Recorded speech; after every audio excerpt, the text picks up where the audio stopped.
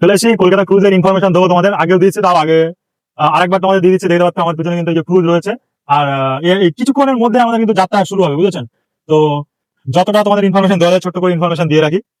দেখো, এইখানে কিন্তু পুরোটাই ট্রান্সপোর্ট কর্পোরেশন অফ ইন্ডিয়া দ্বারা নিয়ন্ত্রিত হয়। তোমাদের আমি যদি একবার পিছনটা ঘুরিয়ে দেখ, তোমরা ভালো বুঝতে পারবে। দেখেছো, সব কিন্তু ট্রান্সপোর্ট কর্পোরেশন অফ কলকাতা আর ওয়েস্ট বেঙ্গলের তরফ থেকে এগুলো সব করা হয়েছে। আর এই যে আমাদের ক্রুজ, ঠিক আছে, রাত্রে হলে আরো ভালো দেখাবে 1 ঘন্টা।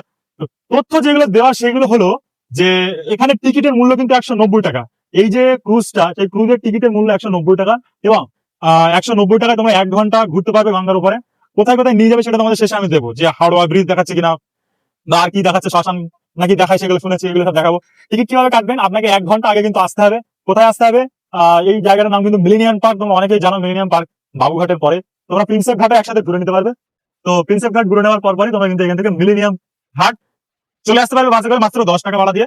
আমরা সেভাবে এসেছি। তো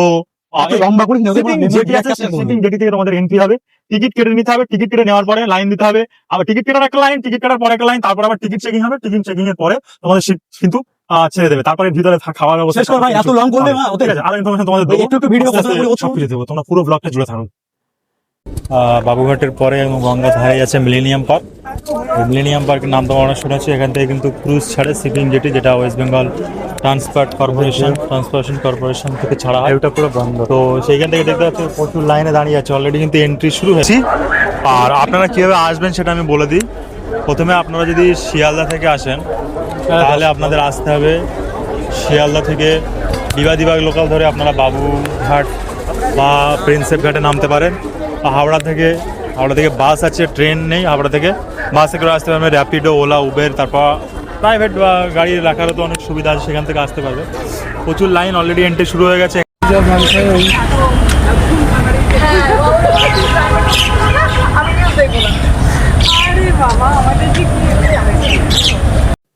তো আমরা দেখেছো টিকিট নিয়েছি, টিকিটের দাম কিন্তু একটু বেড়েছে, 190 করে দেখতে পাচ্ছি। যুদ্ধ করার পর তারপর কিন্তু এন্ট্রি হচ্ছে। আর এবার আমরা কোন এন্ট্রি করবো, এখানে খুব স্ট্রিক্ট, মানে লাইন মেনটেন করে তারপর যেতে হবে। আর তোমাদের বলবো তোমরা আসবে, 1 ঘন্টা খুব সুন্দর একটা ভিউ আমরা দেখতে চলেছি এই প্রথমবার। আর 1 ঘন্টা আগে আসতে, হ্যাঁ সে তো অবশ্যই 1 ঘন্টা আগে তো আপনাকে আসতে হবে, নাহলে টিকিট পাওয়া। আমার টিকিটের জন্য একটা লাইন আছে, টিকিটের লাইন তো আছেই, তারপরে টিকিটের লাইনের পর দেখাচ্ছে। আশিকদা এদিকে একটু দেখাও, আশিকদা আমাকে একটু দেখাও। টিকিটের লাইনের পরে আবার টিকিট কাটার পর সেটা নিয়ে আবার আপনাকে লাইন দিতে হবে। লাইন দেওয়ার পর তারপর আপনি মেনলি ক্রুজে প্রবেশ করতে পারবেন, বুঝেছেন? আমাদের সেই মহিলাক্ষী ক্রুজ আপনি দেখছি, আশা করি। আর এখানে একটা ডিভিশনেই আমাদের এন্ট্রি, বা একটা ডিভিশনেই একটা ক্যাটাগরিতেই আমাদের এখানে এন্ট্রি আছে, যেটা 190 টাকা টিকিট। কোনো ভিআইপি বা আলাদা টিকিট পরীক্ষক আছে এখানে, টিকিটটা চেক করবে, টিকিট চেক করবে, টিকিট পরীক্ষা। হ্যাঁ দুটো টিকিটটা পুরো দেখতে পাচ্ছ দাদা। আমাদের ক্রুজ ওই যে দাঁড়িয়ে আছে, তুমি আমি এখানে আসতে হলো, এখানে আসো। আমাদের ক্রুজটা কিন্তু এই যে, আমরা তাড়াতাড়ি একটু যাবো, না সিট পাওয়ার ব্যাপার আছে, একটু আসো। আর দেখতে পাচ্ছি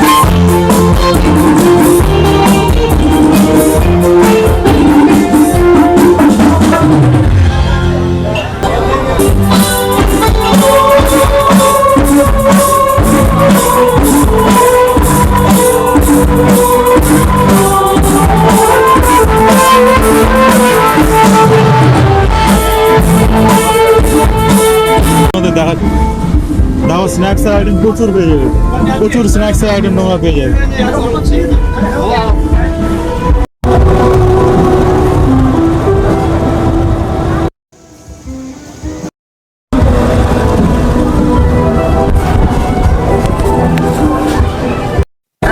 হ্যালো বন্ধুরা, দেখতে পাচ্ছি আমরা আমাদের যাত্রা শুরু করে দিয়েছি ক্রুজে।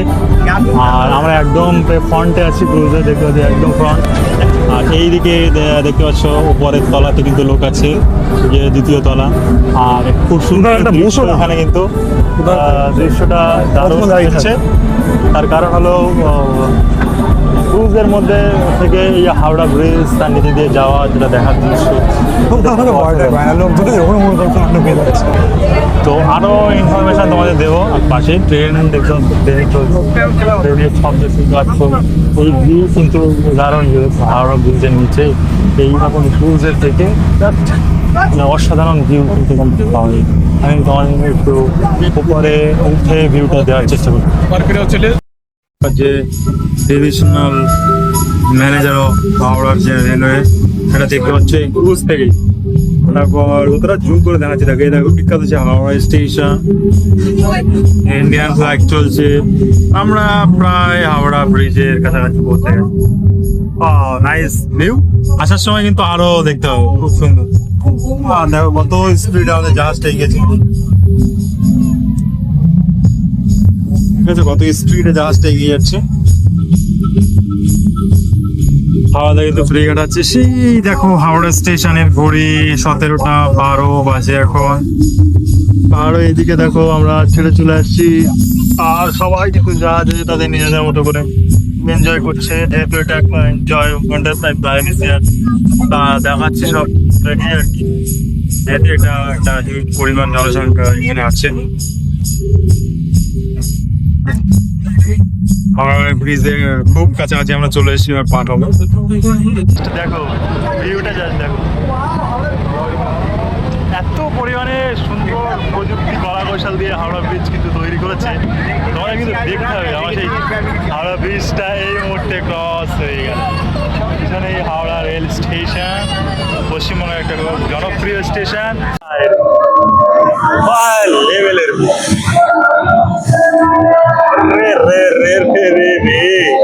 দেখো গাইস জাস্ট মানে কি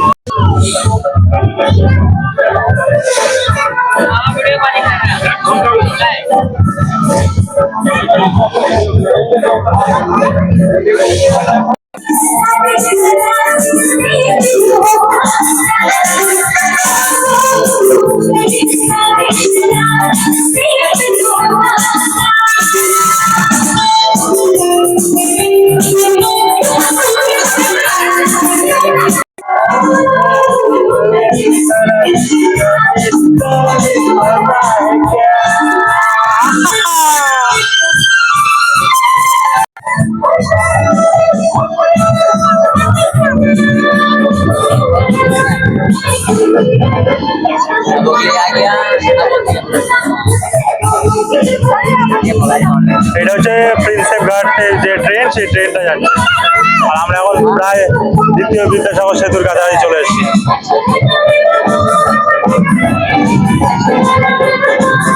দেখো আমরা দোতলায় আছি, তলায়।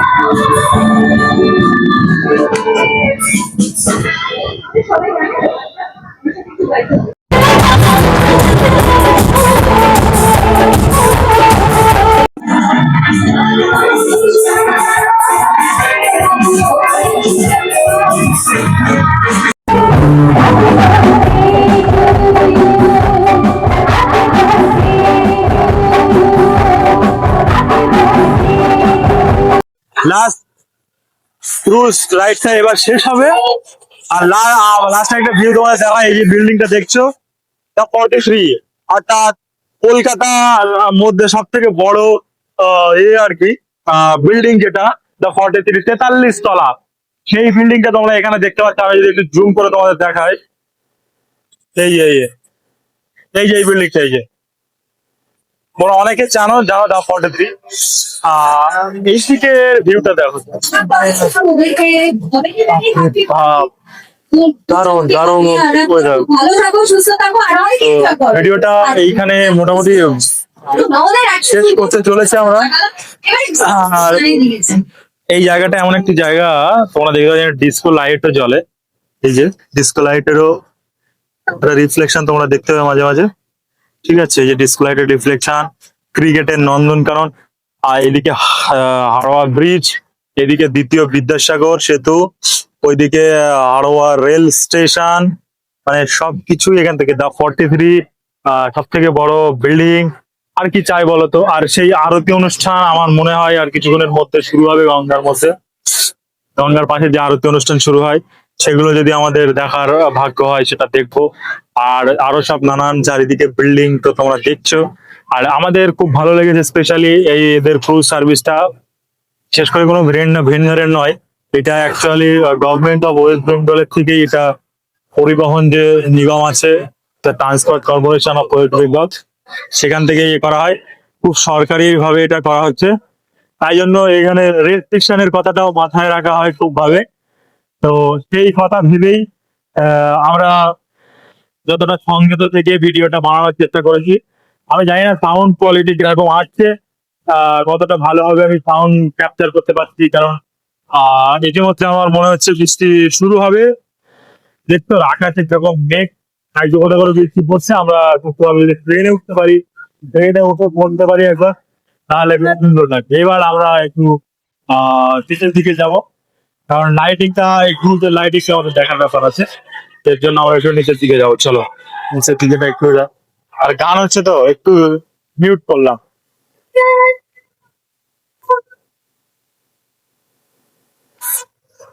গান আগে এখানে সাউন্ড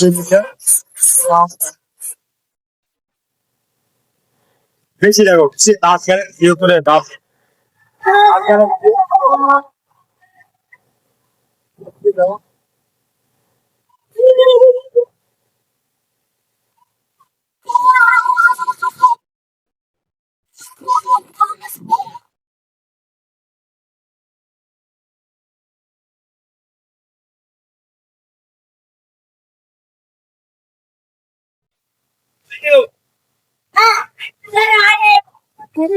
তো পাওনা কত করে? 100 বিরা চলেন।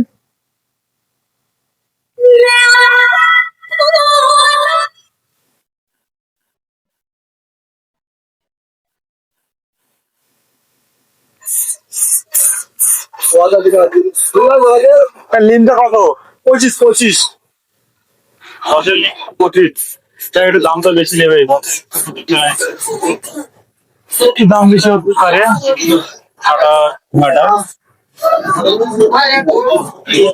এই যে ঠিক রাতের বেলা শেষ নামার একটা চেষ্টা দিবে, তো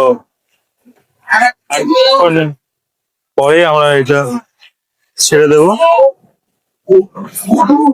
জাস্ট একটু বসলাম। আর রাত্রেবেলা তো ক্রুজ মানে একটু লাইটিং থাকছে না, দিনের বেলা যা লাইটিং, রাতের লাইটিং একটু ডিফারেন্স, কিন্তু এখনো দিনের রেস কাটে ক্রুজের ভিতরে হয়তো এটা সুন্দর দেখাচ্ছে, কিন্তু দিনের রেস এখনো কাটেনি। চলো জাহাজ থেকে আমরা নামি, জাহাজ থেকে এই মুহূর্তে আমাদের হোটেল দিকে যাচ্ছে, নামি নেমে তারপর তোমার তখন।